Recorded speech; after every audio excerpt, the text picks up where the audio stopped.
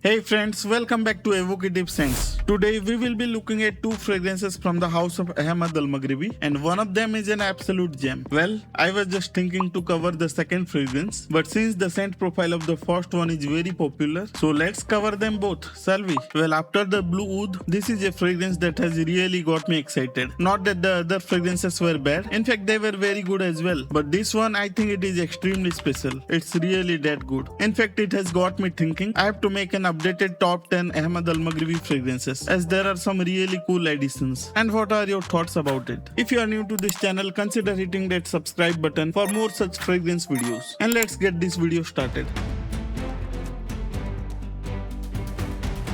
I will not be taking too much time with the packaging this time around. I really like that they have gone with simpler packaging, especially with the fragrances that come in this price bracket. Unlike the Eau Clock and the Brulee, which came in massive boxes, and we get more value for money, of course. As you can see here, it is a simple paper box with a hologram for the authenticity and manufacturing and expiry date. The Frost Ice comes in a white and grey box with some sort of camouflage pattern going on it. While with the Black Fume, there is no such patterns going on it. Instead, there is shiny black droplets on the front, which when catches light looks absolutely beautiful. The packaging is once again nothing fancy, and both the bottles come in simple paper box. And that is also reflected on the price as well. You can grab these fragrances at roughly $20 or somewhere in the ballpark of 1500 to 1600 Indian rupees. But do these fragrances justify the price they come at? That we will see at the end of this video. Now let's check the bottle design here. Starting with the Frost Ice, it's partly clear and partly colored in white. Sort of a gradient, but feels like more of a paint job. By the way, both of these fragrances come in Eau de Parfum concentration, and like all other Ahmad Al Maghribi fragrances, they offer really high quality perfume at excellent price points. And if you want to check the ones I have covered, which I have done quite a lot by the way, I will make sure to put it on the top I button. Both of these perfumes come in 100 ml quantity, which I appreciate, unlike their many offerings which come in at 60 ml, 80 ml and 90 ml and whatever it may be. In my opinion, the Black Fume bottle looks a lot better than the Frost Ice. On the cap there is a rubberized band that mimics the look of cloth wrapping around. The top of the cap is polished very nicely, almost like a mirror finish.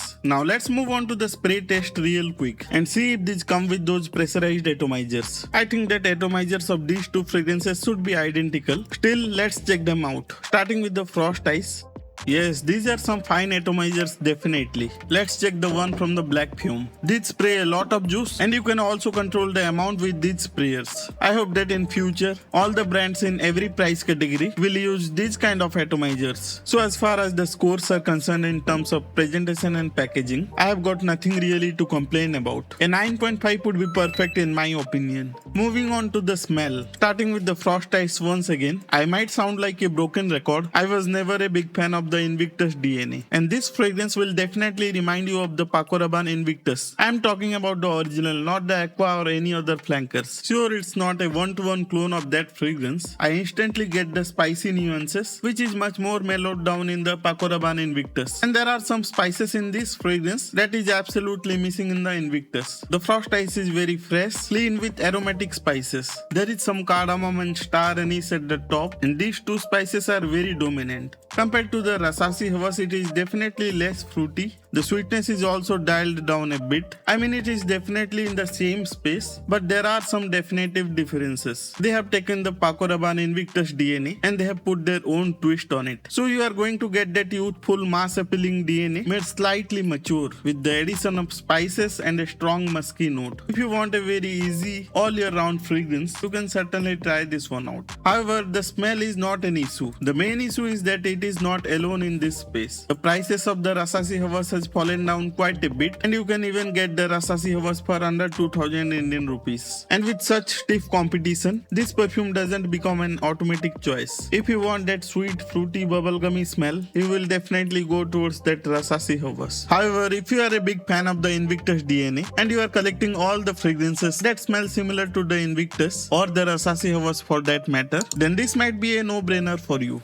For everybody else, you can just skip it. But that is about to change with the next perfume. The Black Fume is very exciting. In fact, this is one of the best fragrance I have come across from the Ahmad Al-Maghribi. This fragrance opens up with a very sweet raspberry note, which is almost candy-like sweetness. But after 15 to 20 minutes, this fragrance takes a completely different route. There is definitely a subtle use of iris here, which gives this fragrance a light powdery effect, not the one you would get from the Dior Homme Intense or the Gentleman Reserve Privé. It is a lot more subtle in nature. This perfume has a very dark base, like something leathery, dark wood, and it's not the normal wood, more of that burnt and smoky in nature. This is one of those fragrances, if you spray it and smell it instantly, you might get totally wrong impression from what the fragrance truly is. Once the smokiness of the fragrance settles down, the base notes become more prominent. All the while the sweetness from the opening is still carried a bit, making this fragrance more wearable, and it is definitely going to attract compliments. In the dry down, the smokiness takes a back seat, with the amber and the resinous quality taking all the attention. An incredible fragrance at this price point, I must say. If you love fragrances with a character that is not linear and evolves as time goes on, then this one is a highly recommended fragrance from my side.